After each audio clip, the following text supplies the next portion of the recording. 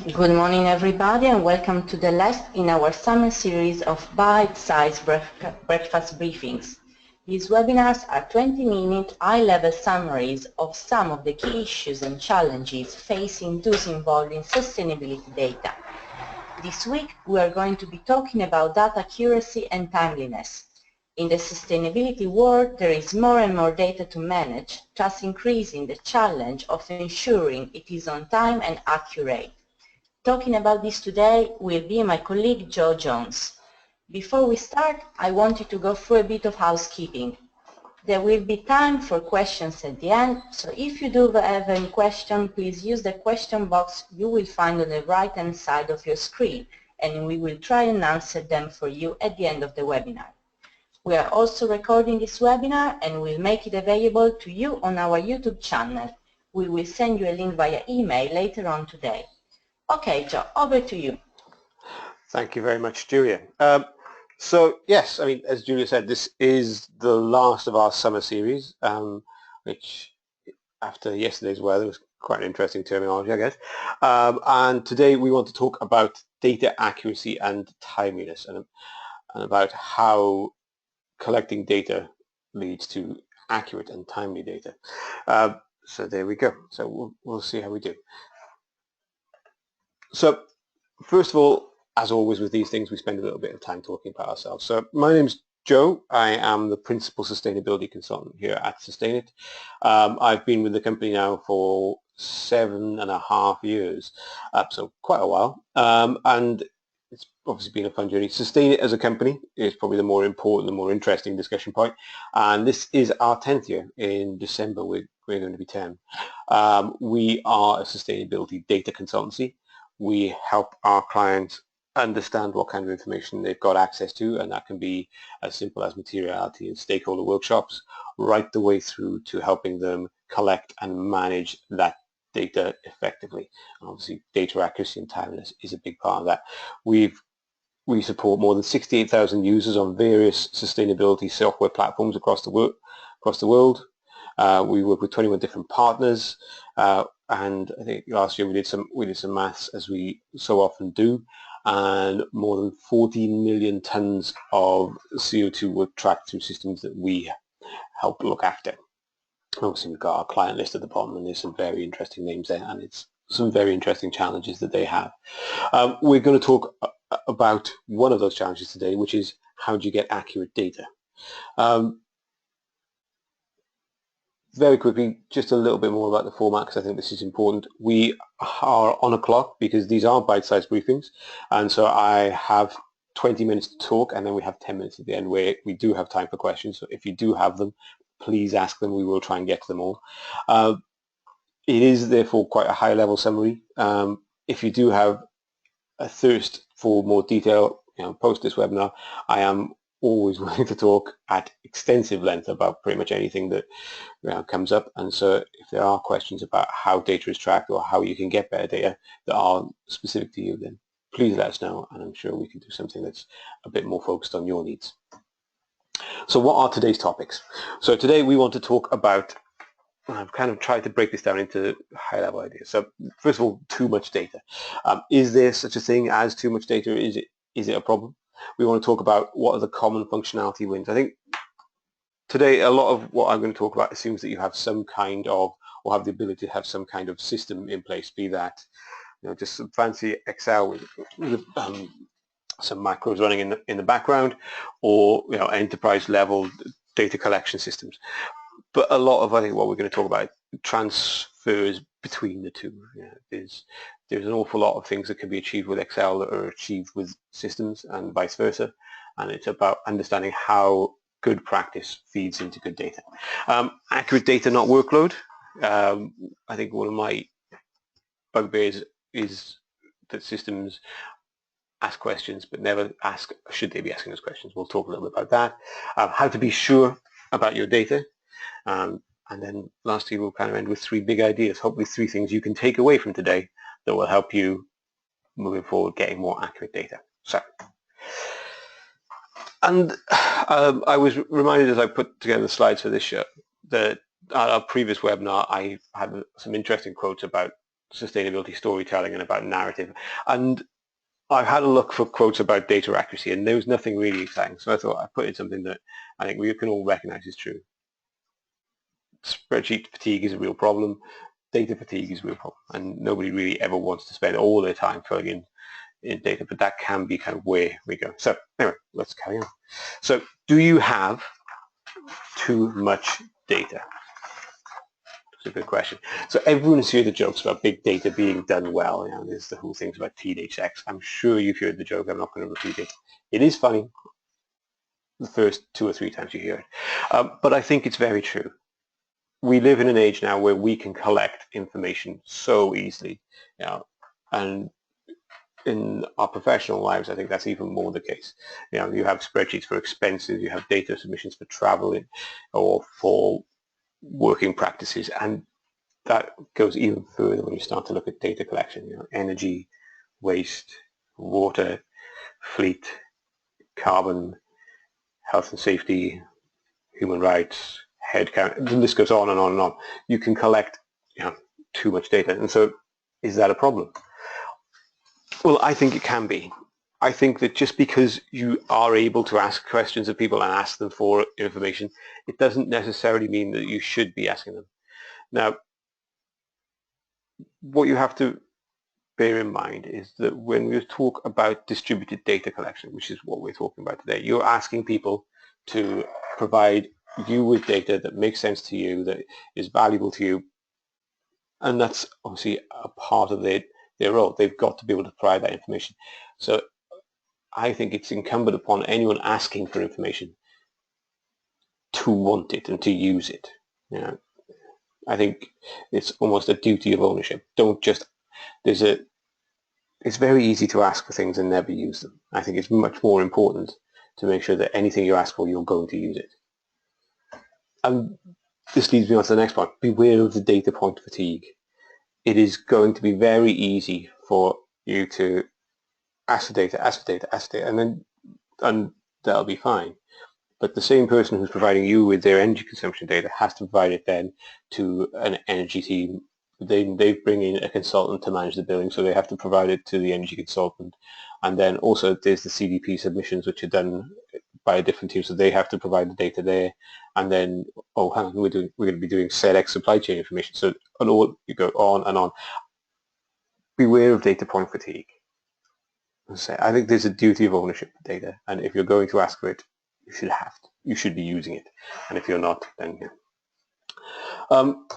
And so I wanted to find examples and ways to illustrate these kind of problems, and this is what occurred to me, and this is nothing to do with the fact that my eldest has just started his final year of GCSEs and we're already looking at mock papers, but I wanted to give you illustrations of the kind of thing we're talking about. So Mary has to collect monthly energy data from 300 sites.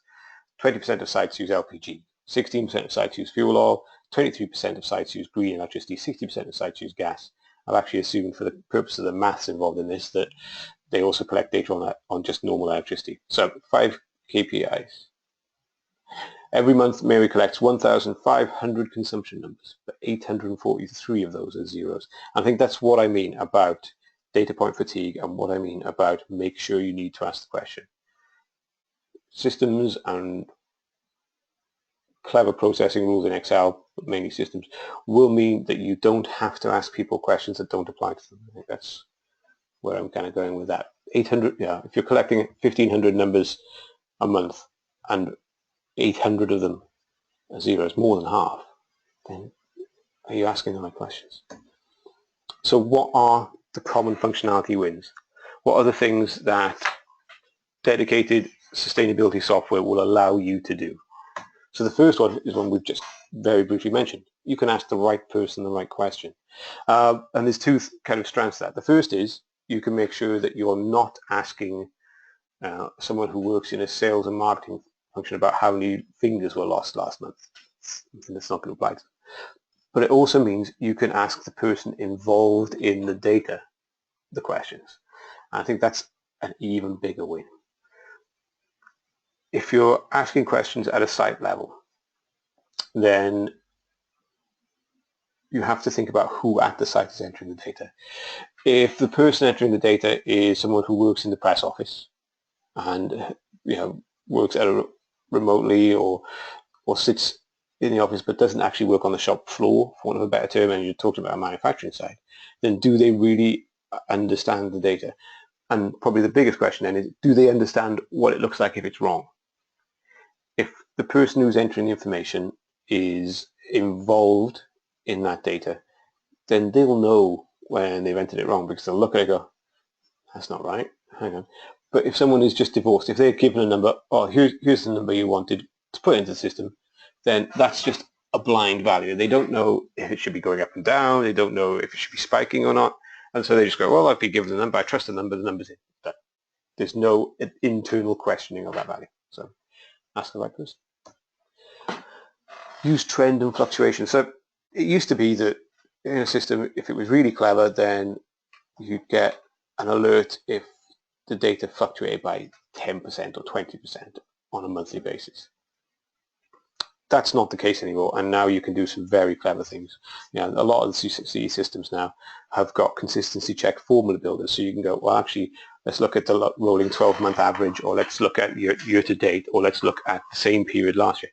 These kind of fluctuation rules, and then the requirement post a fluctuation rule failure for evidence to be attached or for an explanation to be given, are a great way for you to ensure that people are entering the data correctly. The obvious example that we see quite often is anything to do with financial data. You're entering data in thousands of pounds or thousands of euros or thousands of anything else, because we cover companies across the globe. And they enter number, and then one month they enter a number, but they accidentally change the unit of measure, or they miss out a zero. Both things are incredibly easy to do, and both things can have incredibly wide-reaching impacts. If you're out by a zero, then you're out by a factor of 10. If you accidentally change the unit of measure from euros to thousands of euros, you're out by a factor of 1,000. Huge, easy enough to do, can be tricky to spot if you're not using trend analysis or fluctuation analysis rules. Use them and they will make your life much easier, I promise. And this is one that's definitely a learned lesson for us, and one we will always pass on to our clients as one of the quickest and easiest ways to improve the accuracy of your data.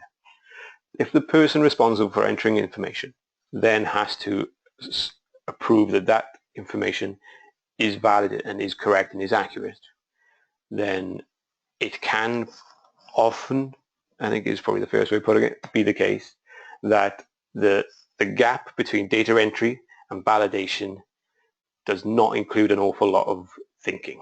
And they go, okay, enter the data's in, I didn't make any mistakes, data's done. That's it. There's not a break in that process. Data is in, I put it in, therefore it's correct, therefore it's validated, and it's out. That's it. If you have a different person validating the data, that doesn't happen, and they're obviously responsible for looking at it. And there's nothing that will protect you from someone who is just going to approve it no matter what, and I've come across those kind of people. But having different people in those roles will improve the accuracy of your data. It will mean that there is a break in the thought process. It's a very valuable thing to do. So, Carl, Andrea, and Sammy all submit environmental data. Again, it's another one of my little math things. So Carl's energy consumption hasn't changed for nearly 4 months. He doesn't know. He's given the numbers, he enters them. That's fine. He's happy with them. Andrea's numbers have spiked by 20% this month, but are less than 1% different to the same time last year. And I wanted to talk about Andrea because this is a good example of how the more advanced fluctuation rules can really work to your advantage. 20% spike in environmental in energy consumption or waste or something like that is significant and should be looked at. But if it's less than 1% different at the same time last year, then I would also say that could just be natural fluctuation in the air. It could be we've hit summer, so the aircon is switched on. It could be that this is when, to use an example I know of, the air conditioning systems are all purged, so all the gas goes off to waste. Anything could be happening, but it's the same thing that's happening year on year on year. Then Maybe it's a behavioral thing rather than a data entry issue. And lastly, SAMI. And I chuckled to myself about this because I really have seen SAMIs in data entry systems. SAMI has to approve his data, and it has never, ever been incorrect because he approves it himself. Okay, so accurate data and not workload. So what do I mean by this? Keep the data you collect aligned with your reporting requirements. Now, I've been in sustainability for however many years. I'm sure there are people on the webinar who have been in sustainability or CSR or EHS even longer than me, but longer than me. And so you will have seen it too. What is considered to be sustainability, CSR, EHS, ESG data has changed massively over the years and continues to change massively. Now, companies change their corporate targets. New things are required as part of GRI submissions or CDP submissions or whatever else. And so the data that you use, that you need, changes. So keep the data you're asking for aligned with that. Make sure that when objectives shift, that the data you're asking for shifts with it. And that leads me straight on to the next point. If it shifts away from a certain area and you don't need, use, want, or care about the data anymore, please stop asking about it.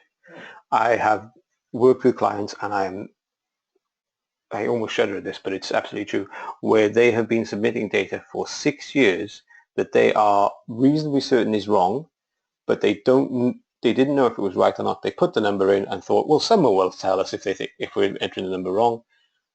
6 years later, no one has talked to them about that data, ever. If you're going to ask for data, I think it's incumbent on you to use that data. And so if you're not going to use that data, stop asking for it.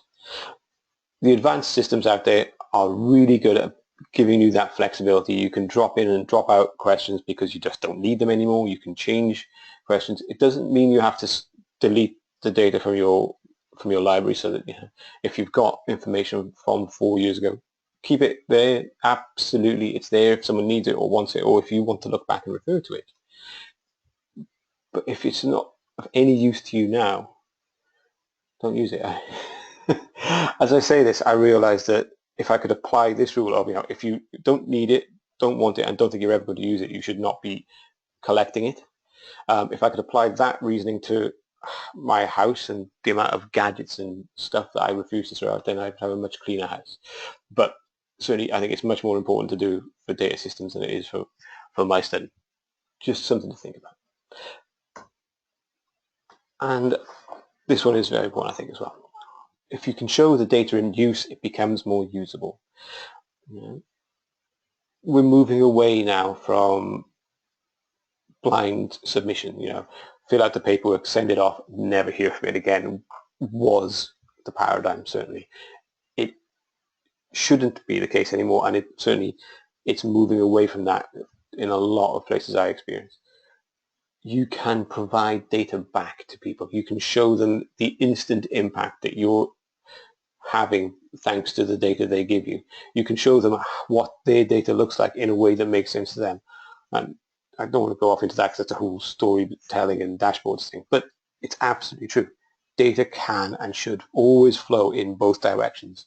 And if you can illustrate what you're trying to achieve thanks to the data that you're being given, or if you can illustrate what the data supplier's impact is thanks to the data you're given, then your data becomes more usable because they see it in action. So, Danny enters his site's GHG figures annually. He completes 5 questions on Scope 3 emissions, but nobody ever reports on them, and that's what I mean. Keep data aligned with what you need. If you're not reporting on Scope 3 emissions anymore, if it's not something you need, don't use it. He enters 2 values for VOC emissions, but he doesn't know if they are right. Go back to people to make sure that they're involved in the data. And lastly, I think the illustration of data usability and data in use. He knows the Scope 2 data is correct because it appears in his GHG dashboard. So he sees the data, he understands it lives, and he's more engaged with it. So how do you be sure about your data? What are the things that you can do outside of just the technology approach, to be sure that the data you're getting is accurate. Actively engage your data suppliers and your data validators. Make them a part of the process, and that can be as brutal as objectives. So if you've got regional managers who are responsible for validating data, make sustainability, and I realize I say this sentence as a consultant and as an external voice and as someone who doesn't have then the challenge of actually getting this to be done, but I'm going to say it anyway. Get sustainability objectives put into regional managers or data validators' objectives.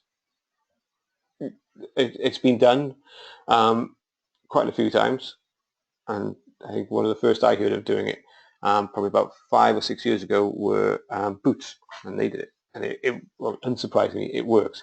If a regional manager has objectives and therefore a financial bonus dependent on certain sustainability metrics, the data arrives on time and accurate. There are obviously much less blunt ways of doing that as well, through stakeholder engagement workshops, through back and forth communication projects. There are ways of doing it, but if you actively engage the people who are responsible for submitting and for validating the data, then they're involved, and that gets you over that hurdle of, well, I just send numbers off. If they're not just sending numbers off, then they care more about making sure they're right. Make sure the data moves in both directions. Make sure the data isn't just going out, just going out, just going out, just going out. Send it back. Say, look, this is what it looks like. This is your information. This is your waste, your energy against group targets, against corporate targets. This is what it looks like. People see that they have an influence in the data through the data they're providing, then they're more involved. But also they get to be a part of the overall story. Now, there are all kinds of bits of research out there that talk about the importance of storytelling and the importance of involving people within the corporate objective. This will achieve that. And before you make decisions with data, ask questions about the data. There are all kinds of ways of doing this, and we've talked about the technology being a part of that. But there isn't really much of a replacement for a human eye in a lot of occasions, and there are stages of that. Obviously, the top one of the list is get your data audited. PwC, KPMG, Deloitte, EY don't need any advertising from me, I'm sure. They all audit all kinds of reports, and sustainability reports is now a part of that. I'm not going to talk about their costs because even the numbers terrify me, but it is an option. But there are options below that. One of the things that we do for several of our clients, and it's one of those services that I think is really valuable, is something that we call datawise. And forgive me if this is a bit advertising, but I think I want to talk about this because I think it's one of the areas that we really do help with. Datawise works with our clients to provide them with a level of oversight of their data before it goes to the auditors. It's data assurance. Unlike an audit, it's not one big thing at the end of the year. We align with data collection periodicity. So if you're collecting data quarterly or collecting data monthly, then we work alongside that as a final stage in the data sign-off process. So in an ideal world, data gets submitted, it's validated by somebody else, it is then checked by us to make sure that we are happy with the fluctuation of data, with the evidence packs provided, with the explanations provided, with the timeliness of data. It's a human check of all the things that you want to make sure happen. For me, one of the nicest things that this gives us is a human touch point in the data entry process. Thank you for your data. We were just looking at, and we had a question about this bit. We just wondered because this number and this number didn't look about right. Do you have any questions about how data should be going in? Are you sure you're entering the right data? There's no real stick involved because we're an external voice. We haven't got any kind of authority. All we do is work collaboratively with the data submitters to make sure that they're happy that the data they're entering is correct, and that any questions they have about should I be entering this number or am I looking at the right bit are answered very quickly. We know it works. One of our clients a year ago expanded their data into a new business function, and over the course of the first 6 months, and it was monthly data submission, the number of errors dropped by more than 60%. They continue to drop after that, but that's the number that I have in my head. So we know it really works.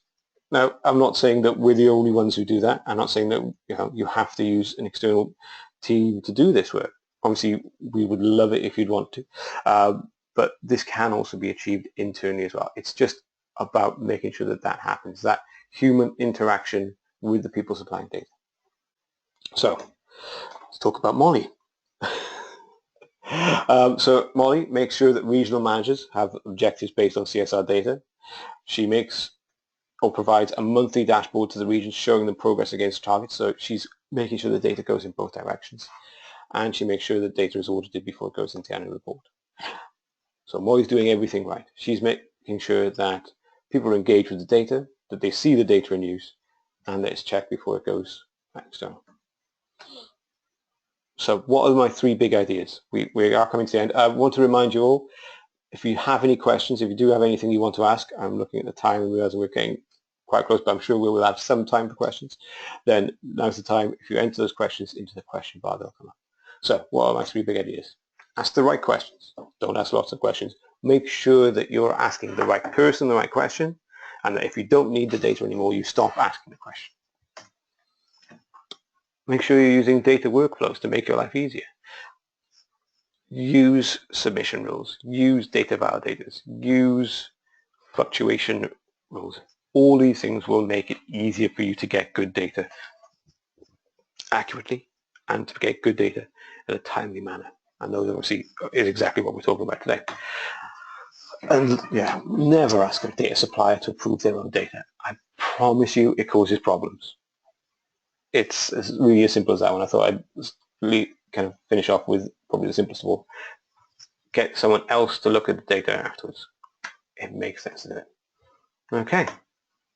So that is the end of the slides.